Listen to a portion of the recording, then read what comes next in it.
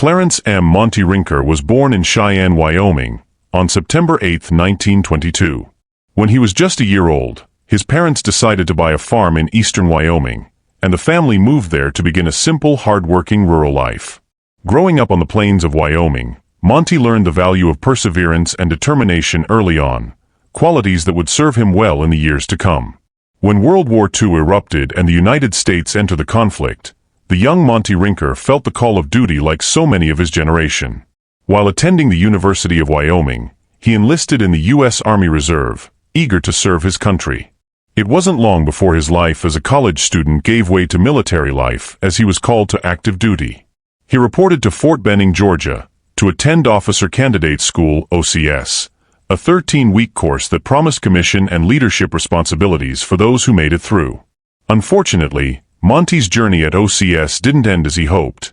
He washed out and failed to earn his commission.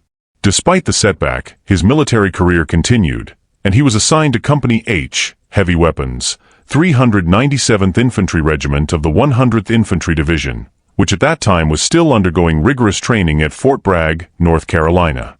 On May 11, 1944, I started taking basic training all over again, Monty later recalled with some frustration. I had already had over a year of infantry training with every weapon they used, not counting the 3 years of ROTC training. But many of the new fellows in Company H had received little, if any, infantry training, so they had to be trained. This meant that despite his extensive experience, he had to start from scratch, marching, drilling, and studying the fundamentals alongside the new recruits. To make matters worse, he soon realized that his chances for promotion were slim. All the officers and non-commissioned officers were longtime members of the 100th Division, he noted, and there were no open slots. The weeks that followed were a blur of grueling physical exertion and intense field work. The men endured 25-mile marches under the sun, countless calisthenics routines, and endless days spent firing rifles and training with 81mm mortars. It was exhausting, but Rinker thrived under the pressure, proving his skill and reliability. Eventually, he became a mortarman, first class, and along with his close friend Ernest Miller, he was recognized as one of the most accurate gunners among all 6 mortar squads in Company H. Their precision and teamwork became a source of pride in the unit, setting them apart from the rest.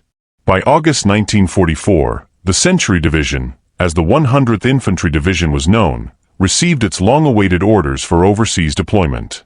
Rinker, by now a private first class, felt confident and well-prepared for whatever lay ahead. He reflected with pride on his extensive military background. I had 3 years of ROTC training, followed by 17 weeks of basic training, then 13 weeks of infantry OCS, and finally 4 months of training at Fort Bragg. I had fired for score almost every weapon to be found in an infantry division, and worked with mines, booby traps, and general explosives. Few soldiers in his division could claim such comprehensive preparation, and Rinker knew he was ready for war. On September 25, 1944, after receiving new uniforms and freshly issued equipment, the division boarded troop trains that took them to Camp Kilmer, New Jersey. There they waited for a few weeks, the excitement and anxiety of deployment thick in the air, before finally shipping out on the SS George Washington. The ship, once a luxurious German liner, had been converted into a U.S. troop transport, its grand halls and polished decks now filled with rows of bunks, duffel bags, and weary soldiers. Rinker vividly remembered the voyage. There were 11 ships in our convoy, he said, plus Navy destroyers and destroyer escorts to protect us from German submarines. There were also some small aircraft carriers. Our ship was the biggest by far, nearly 1,000 feet long and 26,000 tons. As the convoy sailed eastward across the Atlantic, the reality of war grew closer with each passing wave. For Monty Rinker, the Wyoming farm boy turned soldier, this journey marked the beginning of an unforgettable chapter in his life, one that would test his courage, skill, and endurance in the crucible of combat on foreign soil. 6 days after departing New York, the convoy carrying Clarence M. Monty Rinker and the men of the 100th Infantry Division encountered a violent hurricane in the middle of the Atlantic. Enormous waves, some rising as high as 40 to 50 feet, slammed against the sides of their ship and crashed over the decks with terrifying force.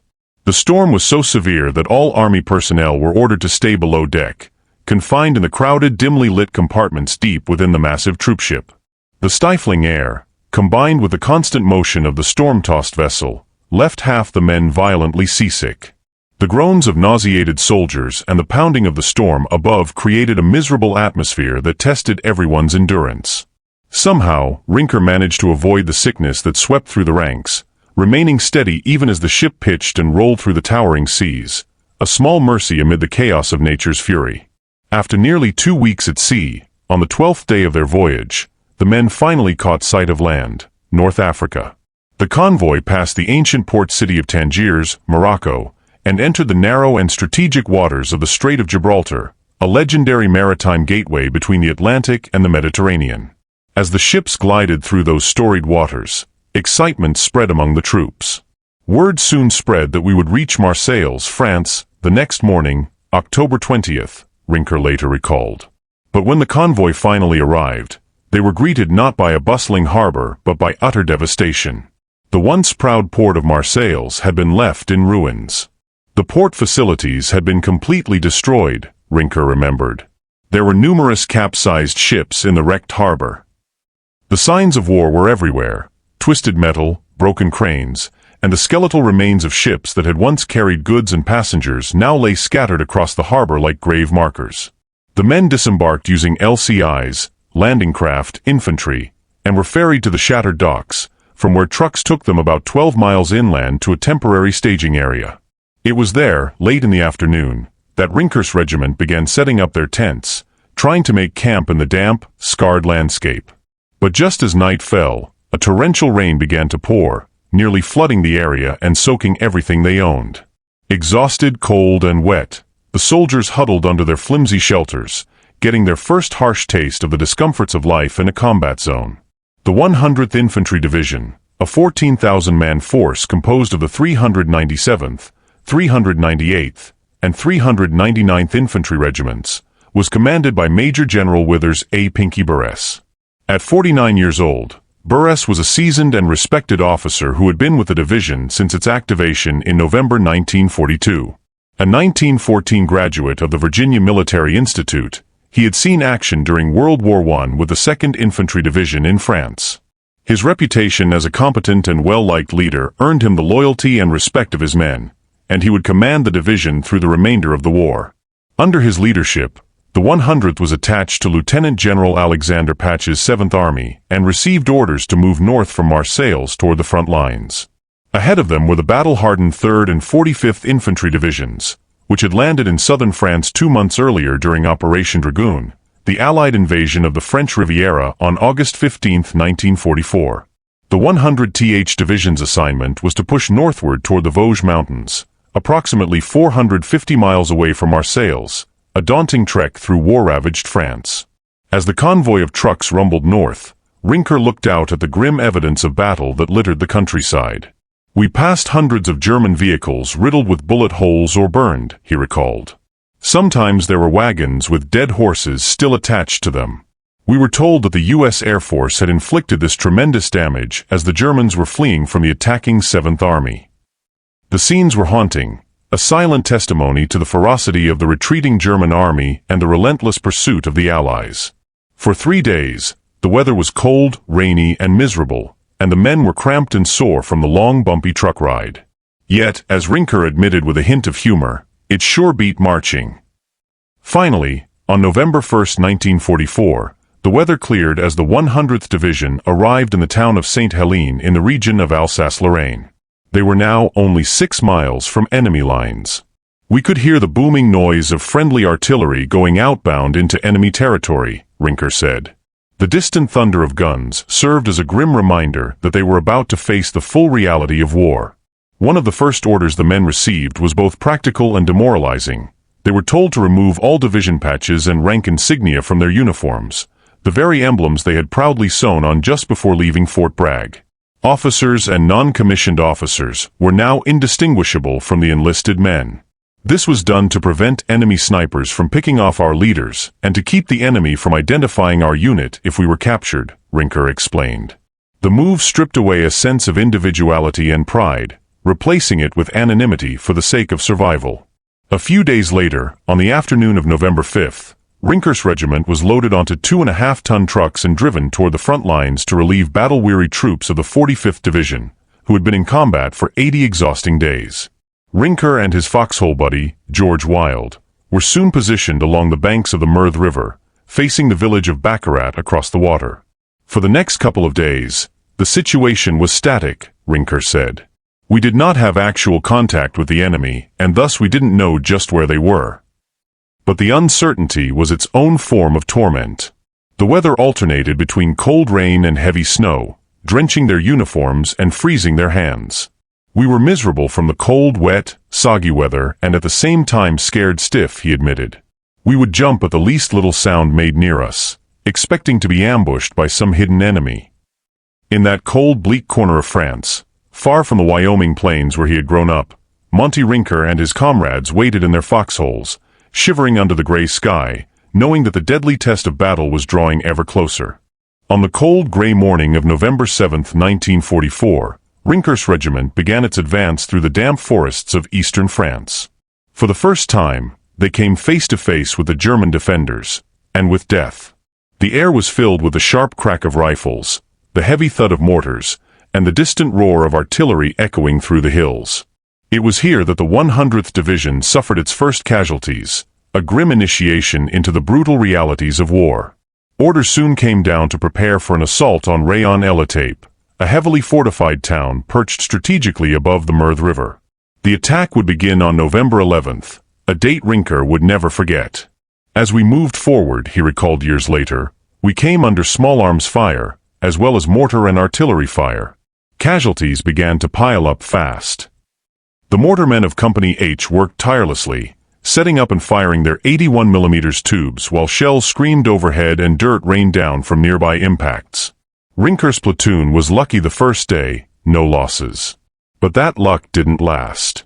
On November 13th, Lieutenant Nelson was hit by shrapnel and taken from the field. Within days, 2 men were killed and 5 more wounded. You never knew if you might be next, Rinker said quietly. We were scared to death, but we had a job to do and orders to follow. Tragedy struck again on November 16th when the regimental commander, Colonel William Ellis, was ambushed while traveling to a battalion command post. The Germans opened up with machine guns, cutting him down in a hail of fire. His death shook the men deeply, a stark reminder that in war, rank offered no protection. It was around this time that Rinker encountered the first dead German soldier he had ever seen. We were advancing through some thin woods, he remembered. There had been some firing, but we kept moving forward.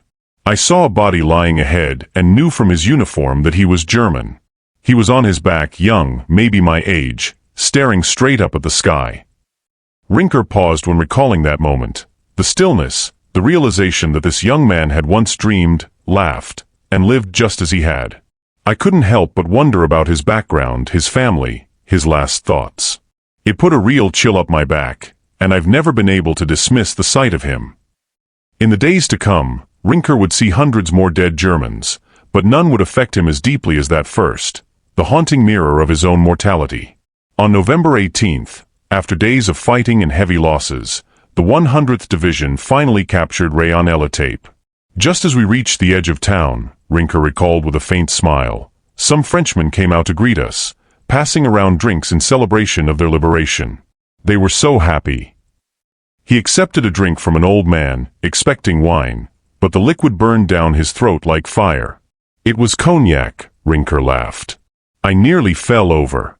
I never again accepted a drink from an appreciative Frenchman. The momentum carried forward. The very next day, November 19th, the division launched another series of rapid attacks. Moving with precision and aggression, the 100th caught the Germans off guard and swept through several towns, Moyenmoutier, Sinans, La Petite Rayon, and Vieux-Moulin. We had covered 35 miles in 15 days, Rinker said, pride mixed with exhaustion in his voice. We suffered casualties all the way, and we were scared all the time. But the harsh Vosges terrain and relentless fighting soon taught them lessons no training ground could. We began encountering situations completely unlike anything we had practiced, Rinker said. We'd gone into combat with full field packs, impossible to carry in those steep, wet mountains. We had to throw away our blankets, tents, and mess kits. We ate nothing but K-rations. All we kept were our canteens, raincoats, and a few personal things like writing paper. Even their weapons faced challenges. The dense woods made it nearly impossible to fire mortars effectively.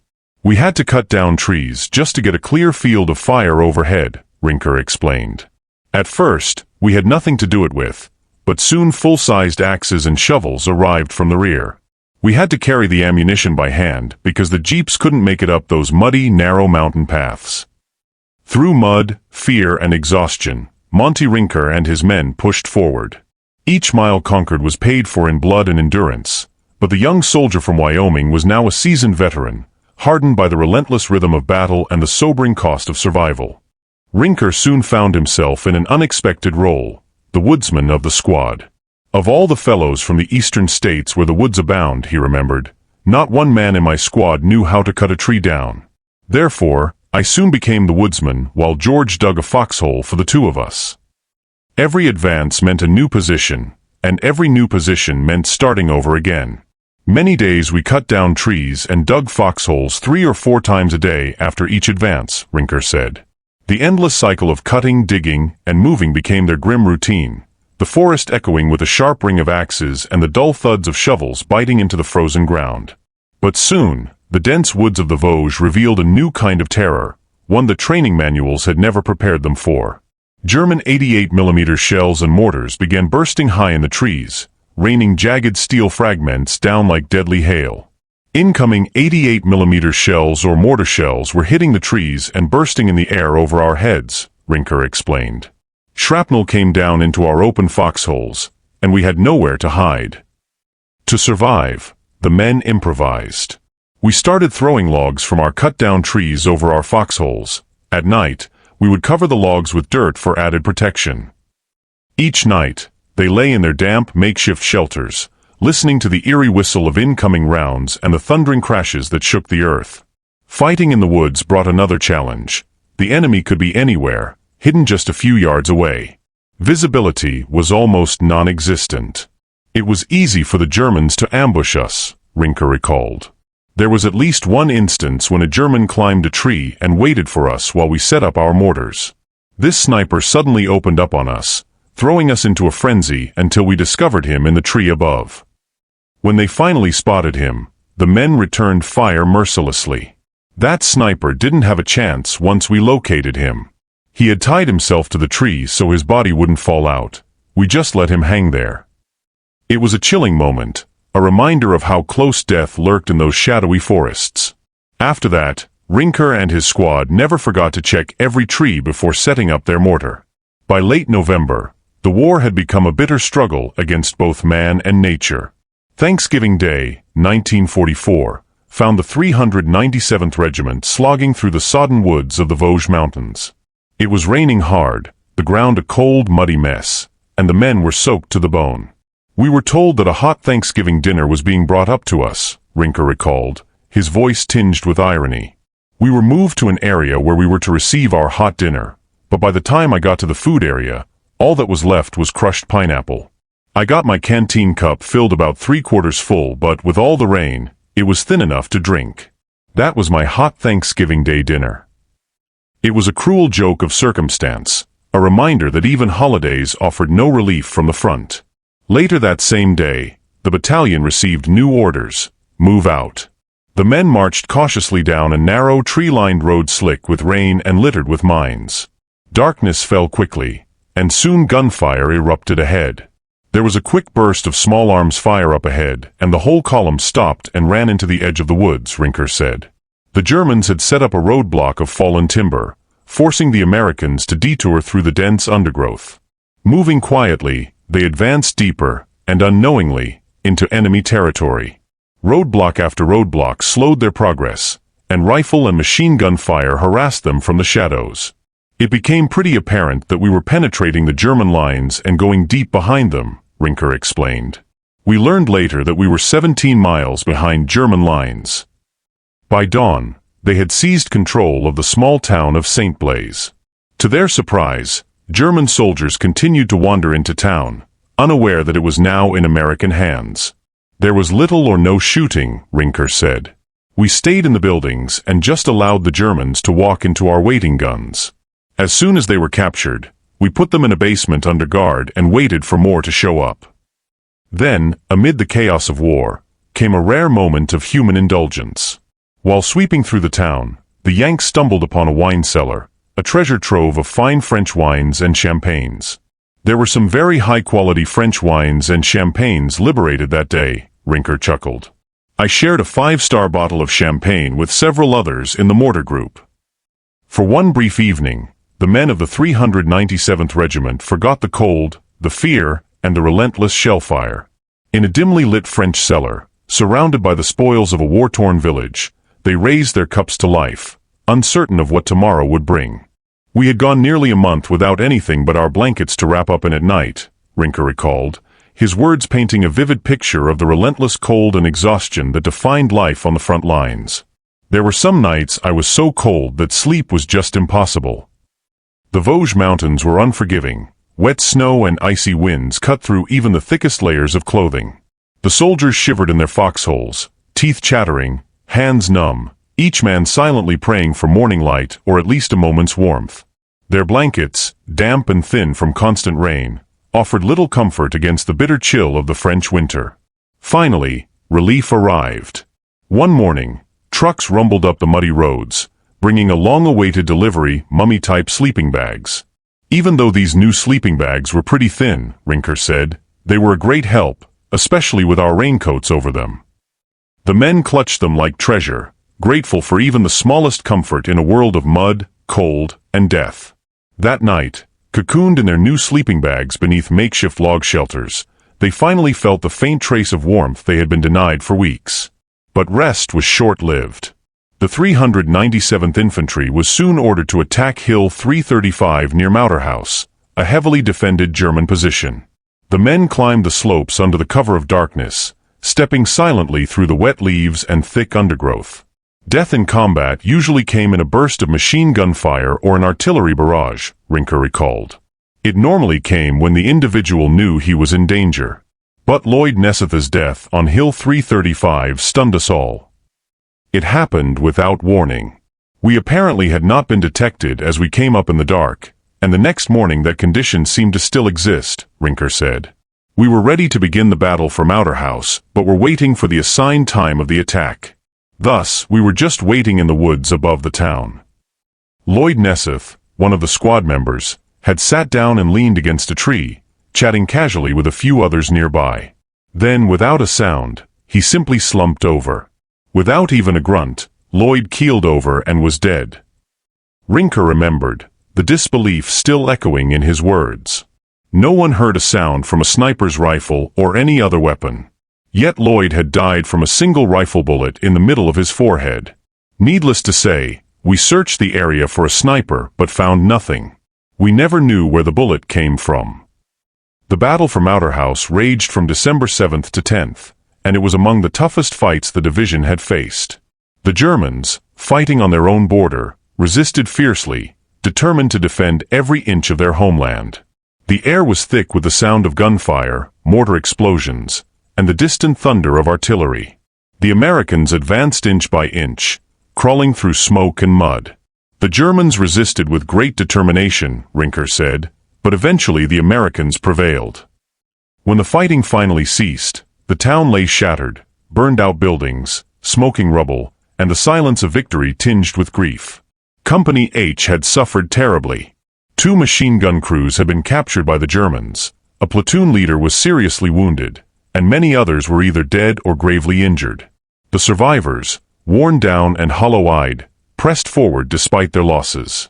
Moving forward was slow and painful, Rinker said, with the 397th absorbing everything the Germans could throw at it. Amid the horror, December brought one small reminder of home. Christmas packages began to arrive at the front, battered from the long journey but still filled with love.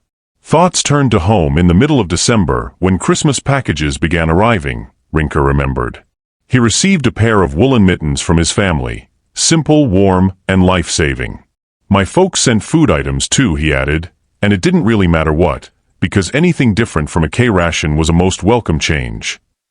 For a brief moment, as the men opened their parcels in the dim light of a tent or dugout, they could almost feel the warmth of home again. Then came another gift that felt almost miraculous, a chance to wash. Another big treat came my way about this same time, Rinker said. They started taking a few of us out of the line and sending us back for showers. I had not had a shower since I left the ship. The hot water felt like heaven on his frozen skin, washing away weeks of grime, mud, and fear. For the first time in months, the men could see their own faces again in cracked mirrors, though what they saw were no longer the same boys who had landed in France. But the war waited for no one. Soon the 397th was ordered to attack again, this time against German forces entrenched in the town of Beach. Also about this time we were beginning to come up against the fortifications of the Maginot Line, Rinker noted. The Maginot Line, once France's great defensive wall, built in the 1930s to stop a German invasion, now stood ironically as the Germans' own fortress against the advancing Allies. The concrete bunkers and hidden gun emplacements loomed ahead, reminders of both human ingenuity and the futility of war. The men of the 100th Division steeled themselves once more for battle, their breath misting in the icy air, knowing that the worst was still to come. The German fortifications that stood before the Americans were unlike anything most soldiers had ever seen. These fortifications ranged from concrete-reinforced pillboxes from which well-protected machine guns could fire, to huge bunkers that housed not only machine guns but had ports from which various sized cannons were fired, Rinker recalled. Some of the bigger fortifications were 5 to 7 stories deep, had barracks, mess halls, hospitals, ammunition reloading facilities, and an underground electric railroad to connect the bigger bunkers with one another. These massive defenses were part of the infamous Maginot Line, built by the French years earlier to deter another German invasion. Now, ironically, the Americans were the ones fighting their way through it, against the Germans who had seized it after France's fall in 1940. The next major operation for Rinker's unit came on December 17th, when the attack on Beach and the nearby Camp de Beach, a heavily fortified military cantonment, was launched. The assault began with hundreds of American dive bombers roaring over the snow-covered hills, swooping down in waves and unloading their deadly cargo on the camp. Explosions ripped through the landscape as artillery and mortars joined in, pounding German positions and reducing the fortifications to rubble.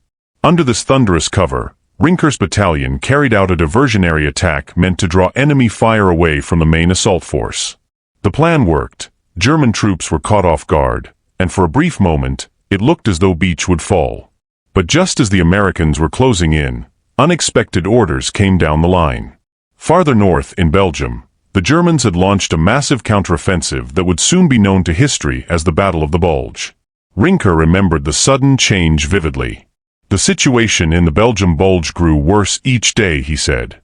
General George S. Patton's Third Army was immediately ordered north to counter the German thrust, and in response, the 7th Army Rinkers had to move in and fill the gap that Patton's forces left behind. We were ordered to discontinue our attack on Beach and take up defensive positions farther north. The 397th Infantry broke off contact with the enemy and withdrew from their hard-won positions. Loaded into trucks, the men were cold, hungry, and exhausted. They were driven to Petit-Redurching, about 10 miles west of Beach, where they were to relieve the 1st Battalion of the 114th Regiment, 44th Infantry Division. This was the second time in as many months that we were hauled from one front and immediately committed to another, Rinker explained. The war never seemed to pause, and neither did their suffering. By Christmas Eve, the men of the 2nd Battalion were stretched thin along the defensive line. By the evening of December 24th, 2 rifle companies of our 2nd Battalion were dug in on the outpost line just north of Rimling, Rinker said. On Christmas morning 1944, our division was on the defense for the first time since we had entered combat. Each battalion was now covering as much of the front as an entire regiment normally would. We were spread thinly. The soldiers tried to find a bit of holiday spirit amid the chaos, but the cold was brutal, and the tension in the air was heavy. Then, just before noon on Christmas Day, chaos erupted. A strong German attack developed, or so we thought, Rinker recounted.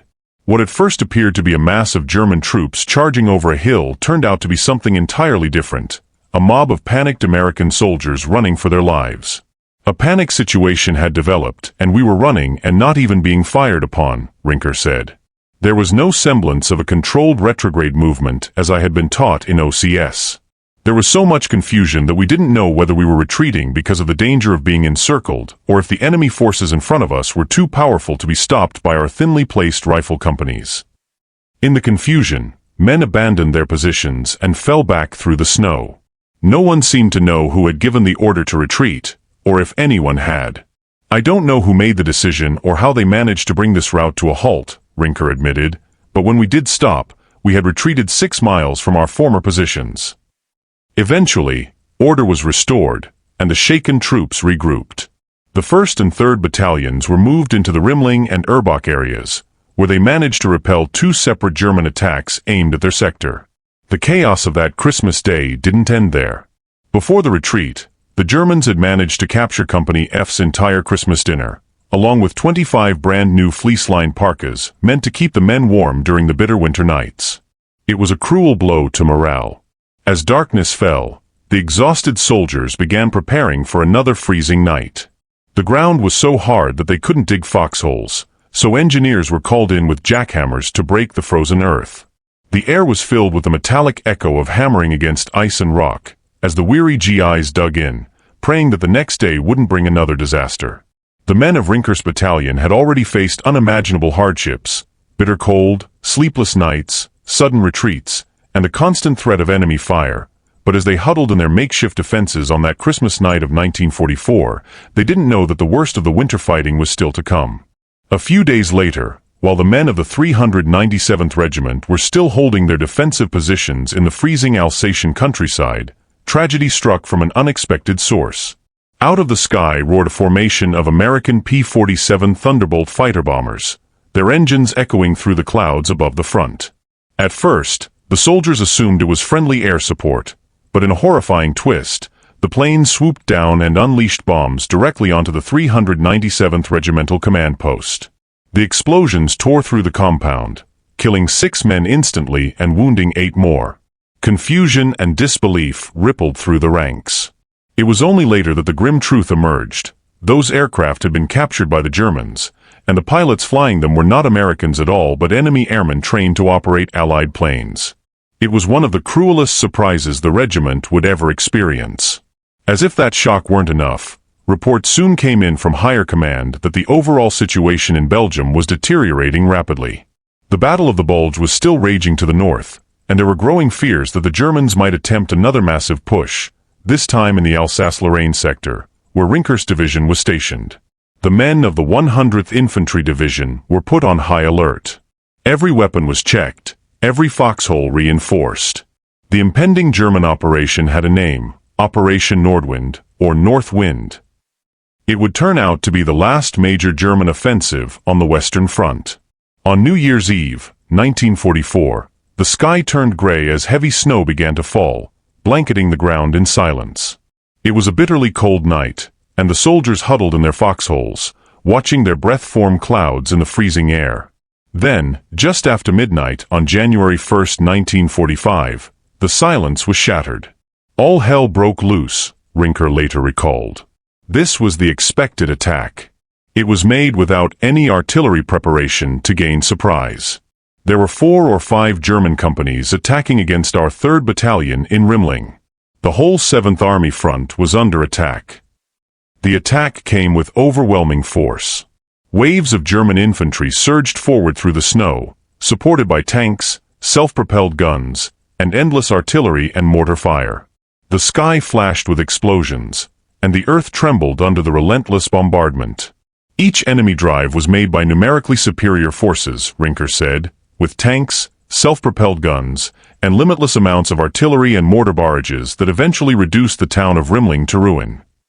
Houses, barns, and churches were blasted apart, leaving nothing but smoldering rubble and shattered trees. The 3rd Battalion of the 397th Regiment bore the brunt of the attack. Positioned to the left of Rinker's 2nd Battalion, they faced the heaviest German onslaught.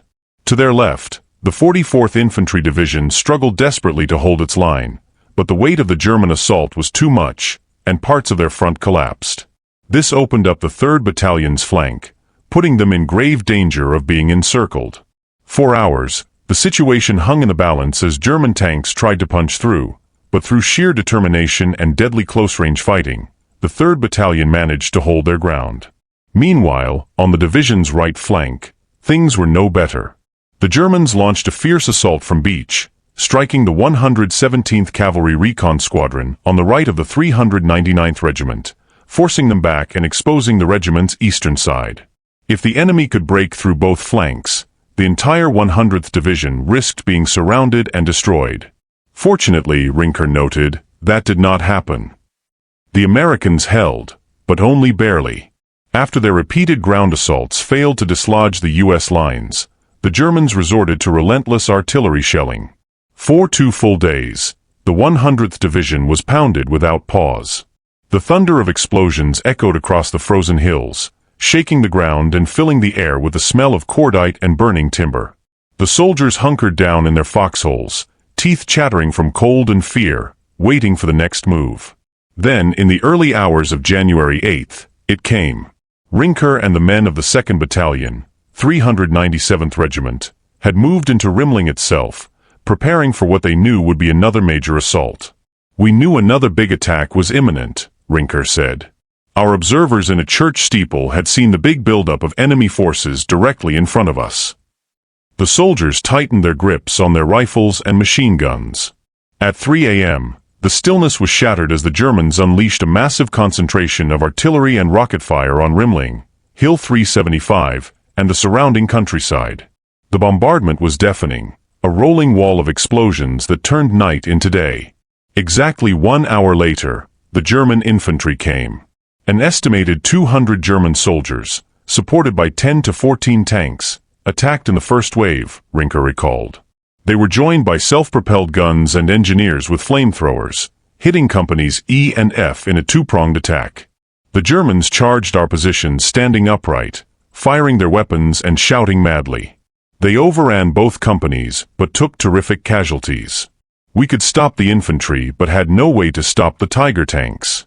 Bitter and bloody fighting continued until daylight. Machine guns blazed from behind shattered walls and frozen mounds of earth. When the first attack came, our heavy machine guns raked the advancing Germans with deadly fire, Rinker said. They had to fire between the tanks, around the tanks, and behind them to get the charging infantry. We on the 81mm mortars began firing into our predetermined fields of fire as fast as we could. But when the Germans got on top of our rifle and machine gun positions, we had to cease fire to keep from hitting our own men. The scene was chaos. Flamethrowers spraying fire across foxholes, tracers cutting through the night, the roar of tank engines echoing through the shattered streets. Yet somehow, the Americans held on. By dawn, Rinker said, the Germans had worn out their efforts and fell back to regroup. The number of dead Germans in front of our positions was almost unbelievable. By comparison, our losses were surprisingly few. The defenders of Rimling had endured one of the fiercest battles of the Alsace campaign. Surrounded by death, exhausted from sleepless nights, and chilled to the bone by the bitter winter cold, they had fought off overwhelming odds. Operation Nordwind had been meant to crush them, but the men of the 100th Infantry Division had refused to break. Although the Germans had fallen back on January 8th, the fight for Rimling was far from over. The enemy, though bloodied, refused to yield easily. They continued to rain down destruction on the Americans with artillery, mortar, rocket, and tank fire, keeping the defenders under constant pressure. The Rimling-Geising road was cut off, isolating key American positions, while the Germans dug in on Hill 370, just south of Rimling, giving them a commanding vantage point over the area. They also managed to occupy the western edge of the town, turning every street and building into a deadly battleground. American tanks tried repeatedly to dislodge the enemy armor from Hill 370, but despite their courage and firepower, the attacks failed to make any significant progress. Amid the chaos of that grim winter day, a single act of extraordinary bravery would stand out forever in the memory of the 397th Regiment. Technical Sergeant Charles F. Carey, Jr., a member of the anti-tank platoon, found himself in an impossible situation. The Germans had destroyed his anti-tank guns, leaving his position defenseless against the approaching waves of infantry and panzers. Yet Carey refused to retreat. Seeing that two of his squads were on the verge of being overrun, he quickly organized a patrol to protect them. Moving with remarkable calm under fire, he then led a second patrol to eliminate a house occupied by enemy snipers. Covered by his men, Carey sprinted across open ground, entered the building alone, and personally shot 2 German snipers. He tossed a grenade inside, stormed the room, and emerged with 16 captured Germans. But Carey wasn't done. Gathering another small group of soldiers, he took up a bazooka and aimed at a German panzer rumbling through the town. His rocket struck the tank, disabling it, and as the panicked crew tried to escape, Carey calmly shot them down with his rifle. The following day, while moving through Rimling, he learned that several of his men had been trapped in the attic of a building by advancing German troops. Without hesitation, Carey climbed to their rescue, dragging an old staircase to an exterior wall so his men could escape safely. Later that same day, while attempting to reach an outpost, Carey was struck and killed by a sniper's bullet. For his unparalleled courage and selfless leadership, Technical Sergeant Charles F. Carey, Jr. was posthumously awarded the Medal of Honor, the nation's highest military decoration. The final German assault came the very next day, on January 9, 1945, and it was perhaps the fiercest of all. The best-trained SS troops, with huge amounts of supporting weapons, were thrown at us for this final drive, Rinker recalled. The Americans were exhausted beyond measure, cold, hungry, and numb from sleepless nights under constant bombardment. Our riflemen were so dazed, shocked, and exhausted that they couldn't hold out much longer, he said. They just couldn't keep the holes plugged, and more Germans were getting through the gaps. Yet the German soldiers were suffering just as much. Many were equally shocked and demoralized, and as the battle raged on, some began to surrender. Rinker's unit managed to capture 32 prisoners, many of them wounded. I got a German submachine gun from one who surrendered to me, Rinker remembered. He also gave me 2 spare magazines of ammunition. I carried that gun with me for quite a few days until it got too heavy and I didn't really need it anymore. When the smoke cleared a few hours later, the battlefield was littered with the frozen bodies of the fallen. We left 26 Germans lying in the snow, Rinker said. Of the prisoners, many were wounded. Our medical aid man did all he could for them before we gathered them together and marched them toward the rear. Among the captured was an enraged SS officer, furious that a mere mortar crew of 20 men had destroyed what remained of his company. They were all that was left of a German rifle company that had attacked Rimling just days before, Rinker said. But victory had come at a terrible price.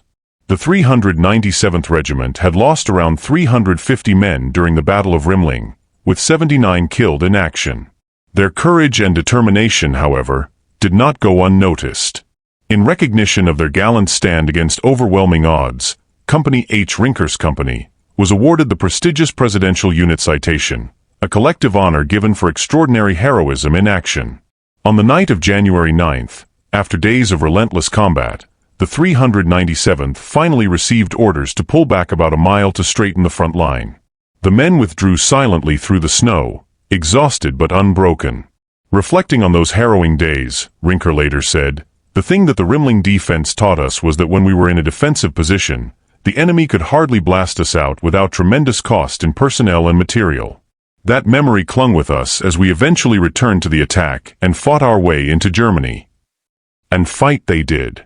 Once the ferocity of Operation Nordwind subsided and it became clear that the Germans had shifted to a defensive posture, the Americans began planning the next phase, an offensive into Germany itself.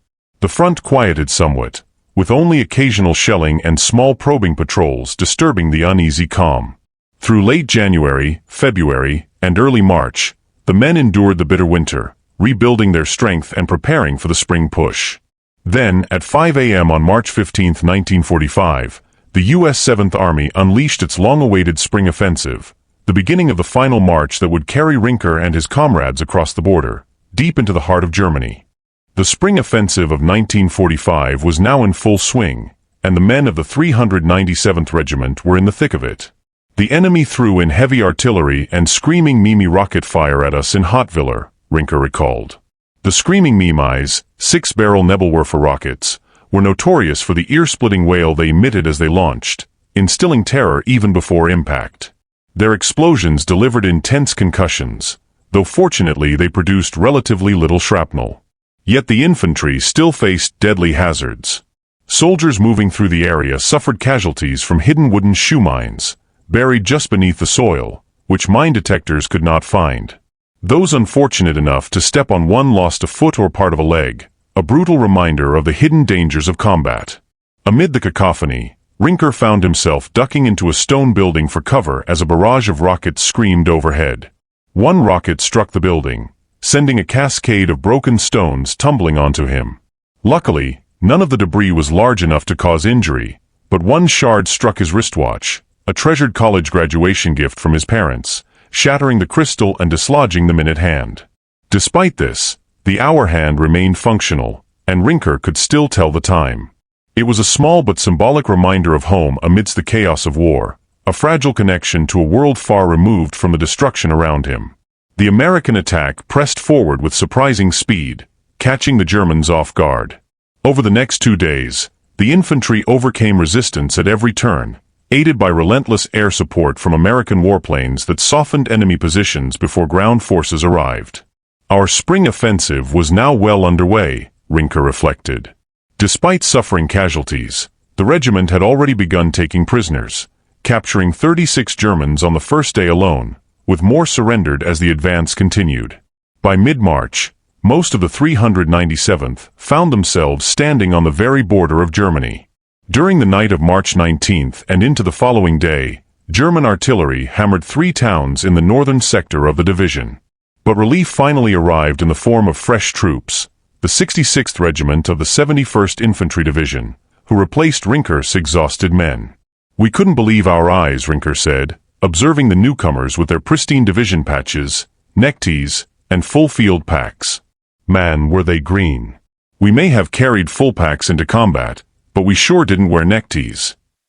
After a brief rest, the 100th Division prepared for the next major push, an assault across the German border and into the Siegfried Line. Having previously fought through the Maginot Line, the men of the 397th were acutely aware of the challenge ahead. "We had come up on the backside of the Maginot Line, but the Siegfried Line would be a frontal assault," Rinker noted. March 21st was spent in meticulous preparation, with every soldier briefed on the coordinated plan involving the 7th Army and Patton's 3rd Army farther north. On March 22nd, the 2nd Battalion received orders to move out, prompting Rinker to joke, "Why was it always 2nd Battalion?" The troops climbed aboard a variety of vehicles, uncertain whether they faced another bitter fight or an unopposed advance. At 9:30 a.m., the motorized column, stretching nearly 2 miles, rolled out of Schweyen. By 10 a.m., they had crossed the German border and sped unresisted through the Siegfried Line, a moment of immense relief but also a reminder that their mission was far from over. The advance continued at a breathtaking pace. The regiment liberated 30 Allied prisoners and captured dozens of German soldiers. That night, the troops rested in an abandoned German caserne in Pirmasens, only to resume the drive the following day. Villages along the route displayed white bed sheets from windows, signaling surrender. German soldiers, realizing the war was lost, approached the American column with raised hands. Rinker's unit cleared Neustadt and pressed on to Assenheim, encountering little organized resistance but still contending with hidden snipers. The ultimate objective was the industrial city of Ludwigshafen, along the Rhine River. No intact bridges were found, but the devastation wrought by previous U.S. Army Air Force attacks was staggering. Mile after mile of destroyed infrastructure, dead horses, and German corpses lined the roads between Neustadt and Ludwigshafen. Rinker remembered the grim spectacle. Side roads and adjacent fields were strewn with material, dead horses, and German corpses. Mile after mile of this devastation impressed us once again with the might of air power. This destruction relieved us of the burden of fighting against all that had been destroyed in just the last day or two. By now, the 397th Regiment had witnessed firsthand the combined effects of ground assaults, artillery, and air power. They had advanced across the border, captured prisoners, and faced the horrors of a defeated but still dangerous enemy. Though the fight for Germany's industrial heartland was far from over, the men of the 100th Division, battle-hardened and resilient, were ready to press on, driving toward the Rhine and the final objectives of the war in Europe. The rapid advance of Patton's 3rd Army to the north of the 100th Division had a decisive effect on the retreating German forces. Cut off from an orderly withdrawal across the wide Rhine River, many German units found themselves trapped between the relentless American advance and the steadfast positions of the Century Division, becoming easy targets for the well-coordinated offensive. Even though we had been exposed to a lot of these scenes before, Rinker reflected, it was a pitiful sight to see a shell-shocked horse standing with dazed eyes and wobbling on its legs. It was a shame that it was left to suffer. The devastation extended beyond animals. The city of Ludwigshafen lay in ruins, either from aerial bombardment or fire, leaving behind a ghostly landscape of destruction. Following this, the 2nd Battalion of the 397th Regiment moved into Augersheim, just outside Ludwigshafen, while the 3rd Battalion and the remainder of the division advanced from France to establish positions around the city. Upon reaching the banks of the Rhine, the 3rd Battalion immediately came under mortar and artillery fire from the opposite shore, highlighting that the enemy, though battered, still posed a dangerous threat. Once snipers in the area had been cleared, the 2nd Battalion was granted a brief respite, allowing the men to clean up, take showers, and change into fresh uniforms. Morale was boosted further by a USO show in Neustadt starring Marlene Dietrich, providing a rare and welcome moment of entertainment and relaxation amidst the rigors of war. The brief rest ended abruptly on March 31st, when the division mounted up and was transported to a pontoon bridge spanning the Rhine, a vital construction engineered by Army engineers to allow the crossing between Ludwigshafen and Mannheim. Rinker recalled the anxiety of moving across the bridge. We were moving out onto this long bridge. Each pontoon sank lower in the great river as each vehicle passed over it. The Rhine seemed very wide, and we were anxious to reach the other side. Once across, the troops passed through the bombed-out city of Mannheim and fanned out along the east bank, ready to resume their attack. After regrouping, the 100th Division pressed forward in attack formation toward Heidelberg, approximately 10 miles away. By April 1st, the 397th Regiment captured 337 German soldiers, raising their total prisoners taken since entering combat to 1,359. While occasional roadblocks slowed the advance, these were quickly overcome, and the eastward push continued without significant interruption. Yet danger remained ever present. Rinker recounted a near-fatal incident the following day when a German 88mm gun opened fire on the motorized column in which he was riding. Soldiers immediately abandoned their vehicles and sought cover in roadside ditches. However, the falling shells rendered these ditches nearly useless. Desperate for safety, Rinker spotted a culvert approximately 100 feet away and attempted to dash toward it, only to find it already filled with troops. Undeterred, he ran across the road to find the other end less crowded. I jumped up and started across the road when suddenly a shell burst about 20 feet in front of me, right at the edge of the road, he recalled. Another soldier caught between him and the blast crumpled, yet Rinker emerged unscathed and continued to the culvert. Packed tightly within the confined space with dozens of frightened men, his claustrophobia soon overwhelmed him, prompting him to leave the pipe. Intent on assisting the fallen soldier from the shell burst, Rinker discovered that the man was already dead, a stark reminder of the ever-present peril that accompanied each step of the advance.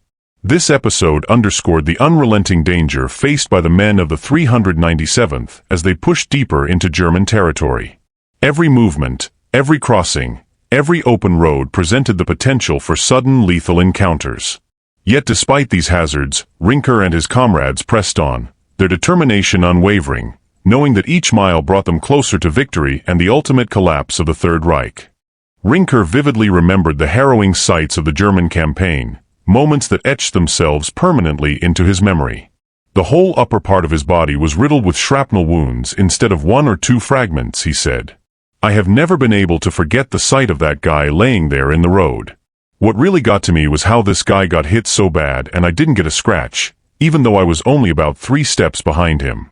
It could have been me just as well as him. The randomness of survival and death on the battlefield weighed heavily on him, a constant reminder of the fragility of life in combat. Despite such close calls, the drive into Germany pressed on relentlessly. By the end of April 2nd, the 2nd Battalion had captured 4 towns, each encounter becoming progressively more dangerous as the Americans penetrated deeper into enemy territory. Rinker recalled one particular town where his unit dashed through an intense barrage to find temporary safety among the buildings. The closer they got to the heart of Germany, the the stiffer and more determined the resistance became. The division bypassed Heidelberg, declared an open city to spare it destruction, and at the same time, the First French Army crossed the Rhine at Speyer, linking up with the division's right flank and strengthening the Allied push.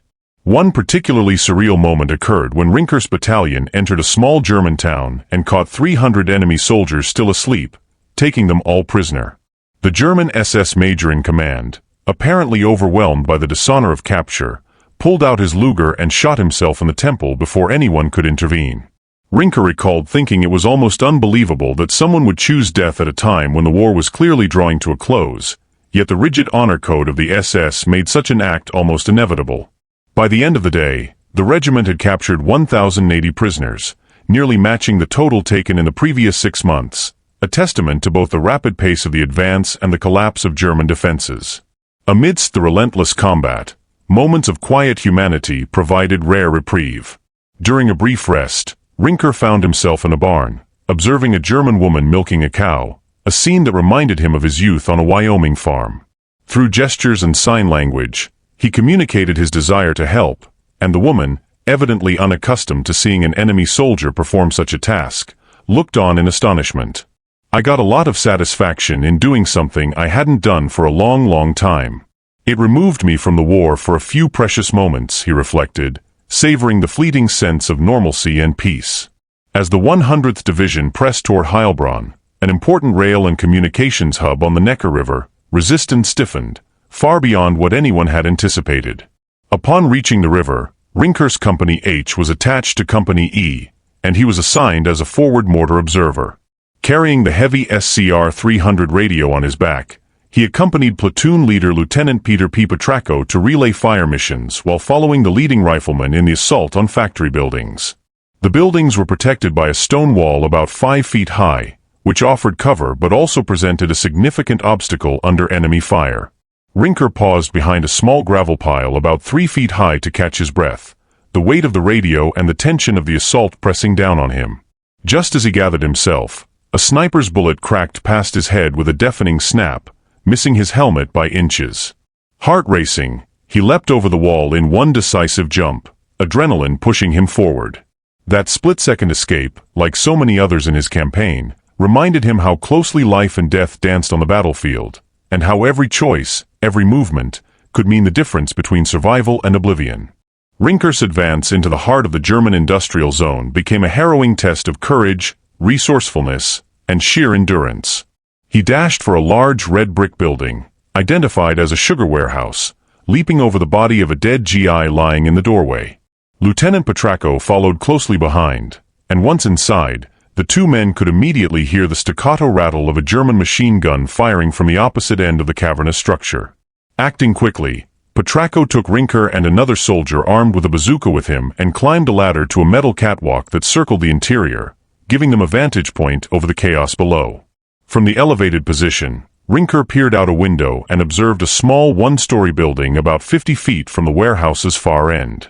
Periodically, a machine gun fired from this building toward our men who were trying to advance down the street, Rinker recalled. Petracco directed the bazooka man to fire at the building, but the attempt failed to neutralize the German gunner. Worse, a German soldier bolted from the building into the warehouse, spraying the catwalk with automatic gunfire. Miraculously, no one was hit. Rinker quickly radioed for mortar fire, and after a couple of rounds to register the weapon, 9 precise shells were dropped on the enemy building, silencing the gun. Tragically, Lieutenant Petracco would be killed later that same day. As darkness fell, Rinker sought rest in another factory building, only to find himself in the midst of an intense firefight that ignited the structure around him. In the light of the fire, he said, I could see that there were Germans all around our building, so escape seemed impossible. I didn't relish being burned to death, but it seemed that all the GIs around me were either dead or knocked out by the terrible concussions. At this point, I decided I'd rather die in a hail of bullets than be burned up, so I made my way to a doorway. With no time to hesitate, he ran out and scrambled into another building, where about a dozen men from Company E were taking refuge. The Germans quickly surrounded the building and chased the GIs to the upper floors. Rinker was unable to establish radio contact, but he heard a voice urgently calling for an artillery strike on the very building he was occupying. Within minutes, Massive explosions rocked the area.